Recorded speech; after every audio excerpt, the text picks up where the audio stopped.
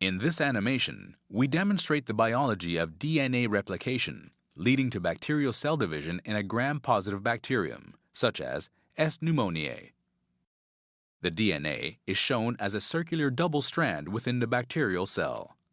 Like the DNA of all living organisms, it contains the unique genetic code for all of the proteins required for bacterial survival. Bacteria replicate by a process known as binary fission, whereby one bacterium separates into two new daughter cells. However, before this can occur, the bacterium must make an identical copy of its complete circular DNA.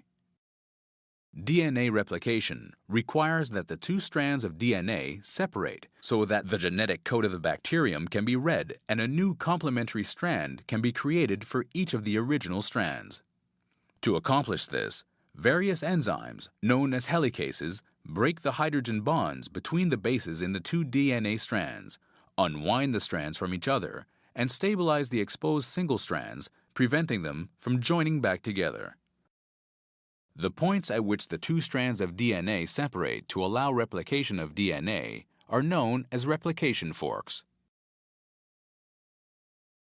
The enzyme's DNA polymerase then moves along each strand of DNA behind each replication fork, synthesizing new DNA strands, in red, complementary to the original ones. As the replication forks move forward, positive superhelical twists in the DNA begin to accumulate ahead of them.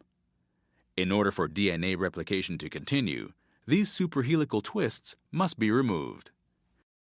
The bacterial enzyme DNA gyrase, which is also known as topoisomerase II, is responsible for removing the positive superhelical twists so that DNA replications can proceed.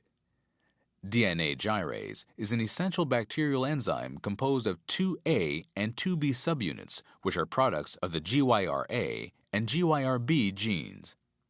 This enzyme has other important functions which affect the initiation of DNA replication and transcription of many genes. With the combined involvement of these enzymes, an entire duplicate copy of the bacterial genome is produced as the two replication forks move in opposite directions around the circular DNA genome. Eventually, as the two replication forks meet, two new complete chromosomes have been made, each consisting of one old and one new strand of DNA. This is referred to as semi-conservative replication. In order to allow the two new interlinked chromosomes to come apart, another bacterial enzyme is needed, which is known as topoisomerase IV. This enzyme is structurally related to DNA gyrase and is coded for by the PARC and PARE genes.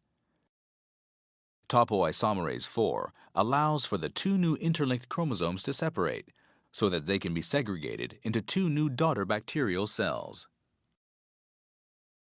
This animation will demonstrate two mechanisms of fluoroquinolone action. Fluoroquinolone antibiotics, shown here, are synthetic molecules that are bactericidal. The potency of these drugs is greatly improved by the addition of a fluorine molecule at position 6, and thus the term fluoroquinolones. Fluoroquinolones rapidly inhibit bacterial DNA synthesis, resulting in bacterial cell death. Although much is known about the molecular events that underlie the action of quinolone antibiotics, much remains to be clarified.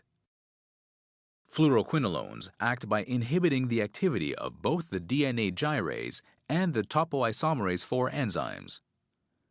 For most gram-negative bacteria, DNA gyrase is the primary fluoroquinolone target.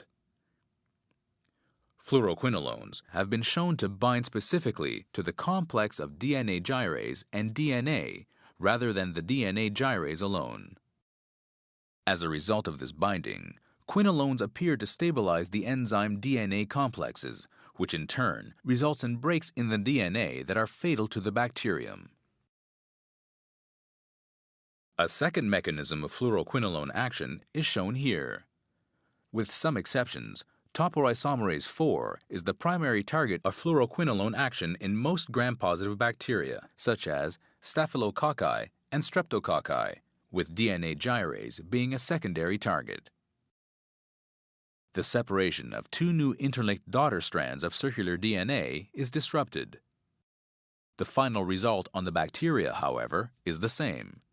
Bacterial replication is disrupted and the bacterium breaks apart.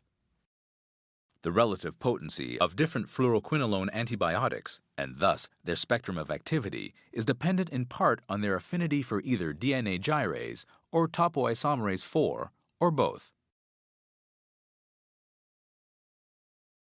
One of the most common mechanisms by which bacteria acquire resistance to fluoroquinolones is by spontaneously occurring mutations in chromosomal genes that alter the target enzymes, DNA gyrase and topoisomerase 4, or both. The frequency with which these spontaneous mutations occurs may be in the range of 10 to the power of -6.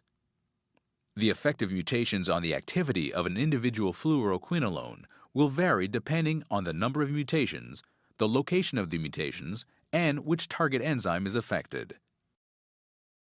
If a mutation occurs, either in the GYRA or GYRB gene, that alters DNA gyrase and results in a reduced affinity of the fluoroquinolone antibiotic for this enzyme, the organism will become resistant.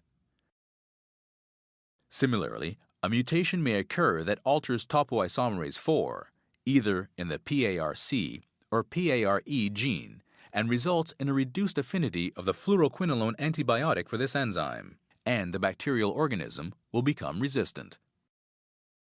It is important to note that for some fluoroquinolones that have similar affinity and potency against both target enzymes, mutations in both DNA gyrase and topoisomerase 4 will be needed for resistance to occur. In resistant organisms, semi-conservative replication continues.